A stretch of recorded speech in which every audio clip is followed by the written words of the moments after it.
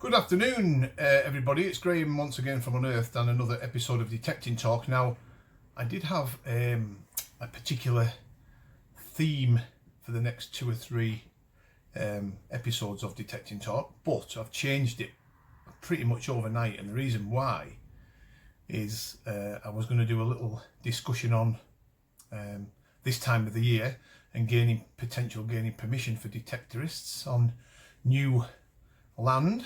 But that's been put on hold for now because this morning, of all mornings, I was up and about early with my three dogs, walking them on some farmland actually very close to where I live. We're quite lucky to live near, right on the edge of rural life. So the fields are 100 yards away from where we live, and I was doing the same walk as I do 2-3 times a day, every day for the last God knows how many years. And as I was walking down the main footpath, I did notice a hole that had been dug and left actually on its, the plug had been dug out and just left on the surface, which made it look like a bit of a mess. And I knew instantly that it was a detectorist's hole. You could tell by the neat angles of the hole, or if that's the right word, or the neatness of the hole. It was being dug by a spade. Actually, nothing wrong with the hole itself. It was fairly neat, but obviously the plug was upside down next to the hole. And then a bit further on, I walked a bit further on and I found another one in exactly the same position with the plug or the sod upside down. And I thought, that's strange, somebody must have been detecting down here. And of course the area of land that I'm discussing or talking about was full of cattle and sheep. So my guess straight away was that somebody's been out detecting in this extremely dry weather that we're having, because you've got to remember, it pretty much hasn't rained here for a number of weeks, and when it has rained, it hasn't made much of an impression at all. So the ground is absolutely it's baked dry, it's like iron. And I thought, well, somebody's obviously been detecting here in the dry weather, and maybe in their wisdom they've done the right thing by putting the plug back on. But of course, because it's so dry, the plug's lifted, cattle and sheep have come along and just literally pulled it out. Now, I stamped down 3 holes this morning. Whether they'll last stamped down or not, because like I said, the ground's that dry, I don't know, but at least I did my bit. When I go back tonight, maybe the sheep have lifted them back out, or the cows have maybe lifted them back out to make it look like even more of a mess. But what was interesting was, when I was walking back, a gentleman approached me with 2 dogs. Now, he's down there quite often. He's a local guy to the town, and he's probably been walking that route a lot longer than I have. And we did the usual morning pleasantries. Hi, how are you doing? Good morning sort of thing. But this time he shouted over them bloody detectorists.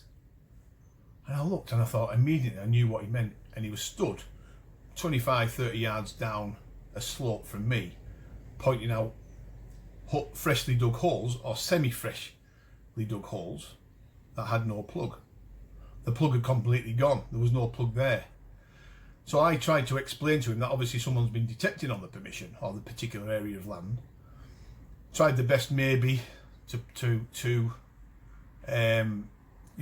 fill in the hole neatly as possible afterwards, but the cattle have come along and lifted him out. Now, because he's a non-detectorist, it might take a little bit of time for him to get his head around what I meant.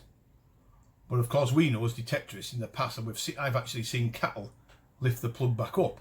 But for us to find them with no plug at all is very odd. So I walked over and had a look. It's definitely made by a detectorist, and there was about 4 or 5 of them. I said, yeah, this is the problem, you see. It's because detecting is becoming very popular.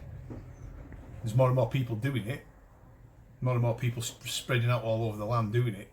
Maybe some of these new guys coming into the hobby don't understand that digging in dry conditions like this, when the ground's bone dry, it's not advisable in amongst cattle. So if there's anybody watching this video today that are relatively new to the hobby and they decide to go out in the summer, just be aware that your holes are not going to go down too well because it's that dry. They just bounce back up. No matter how neatly you do them, even with a flap, in this dry weather, there's the hole, the plug's going to die. But detecting in amongst cattle and sheep is even worse, because they just come along, they nibble the grass, they don't know it's a hole, and you just pull it up, and then we get bad press off the back of it. Now, I'm going to go back tonight to see if I can fill the rest of the holes in. I'm going to walk around to see if there's any, because there'll be more holes down there without a shadow of a doubt. But what was interesting was, a couple of days before this, you know, obviously I was completely unaware of it until this morning at 7 o'clock. But I did spot a guy wandering around with a red bag on his back a couple of days ago on the slopes of this particular area. And I just wondered whether he had a detector. I didn't actually see a detector with him, but he could have had one in his bag, and he was looking around for a quiet spot to do a little bit of detecting. Now, I'm not saying it's him, but it could have been.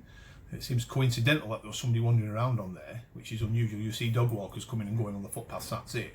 But you very rarely see people wandering around on the field.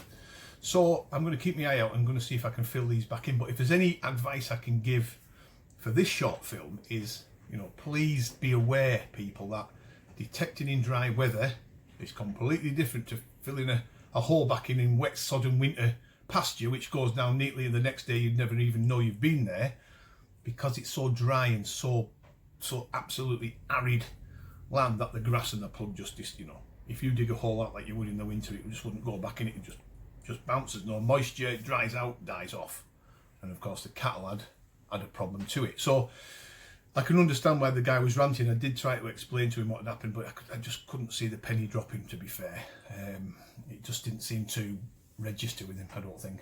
So it's maybe something to be aware of, and some of you guys that watch this YouTube channel may want to give me some feedback on your experiences with this particular problem. I know it does happen. I mean, there may be a way around it with people using shorter digging knives maybe, or digging slightly different plugs, but in amongst cattle I don't think anything would work. I think they just lift them out anyway. Even if you leave a flap on, they're that strong, they'll probably tear the flap up.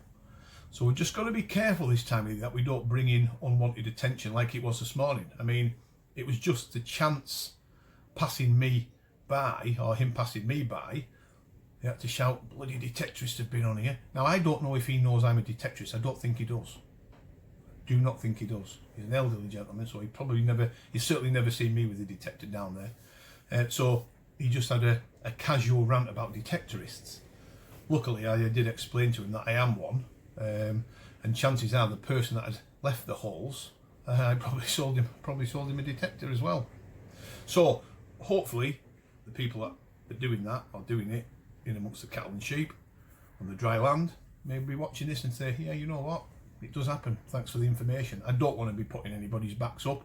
There's enough of that going on in the world at the moment without me adding to it. I just want to give advice over as best I can. If I come across being a bit arrogant, I don't mean to be. It's just the way I come across. So I do apologise for that, but it's something to be aware of in this dry weather. Now, also, the coin. Remember when I showed the picture of the coin? Right? I should have explained at the time that isn't the best printout. My printer at the time was pretty useless. That colour gold is beautiful in the original picture. So I do apologise for some people thinking it was a bit of a bad print, and it was.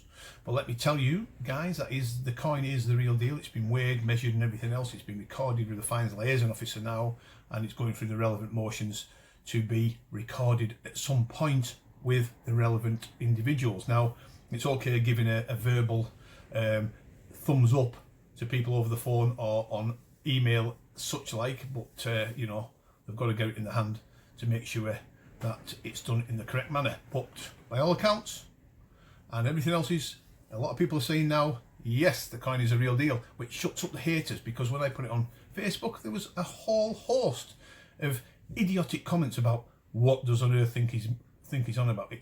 It's fake. Gold doesn't come up shiny. Well, if any of you guys have found ancient gold, you should know if it's pure, it comes up just as bright and as shiny as the day it went in. There you go. So obviously the guys that were kicking off and saying gold doesn't look like that when it comes out of the ground, they've never found any.